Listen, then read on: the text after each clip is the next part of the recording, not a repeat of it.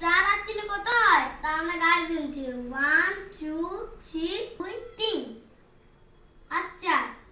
হ্যাঁ, তাহলে এখানে আমি নিচে যদি 3টা দিলাম তাহলে কত হলো? গুণ 1 2 3 4 5 6 7। তাহলে আমরা কি লিখব? 7। এটা 2 2 কত? 1 2 3 4। 1 2 3 4।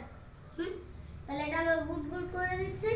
এই দেখো, এইটা আমরা মুখস্থ করেছিলাম। তো এটা 2 3 4 5 হলো। আগে নিচে আমি করে দিব 1 2 3 1 2 3 4 5 6 7 8। তাহলে আমরা কত লিখবো বলো তো বাচ্চারা? 8। তাহলে আমরা এটা কত লিখতাম বলো? 1 2 3 বলো। 1 2 3 3 1 2 3 4 5। তাহলে কত লিখবো এখানে? 5। দেখো এটা ভালো হয়েছে তো।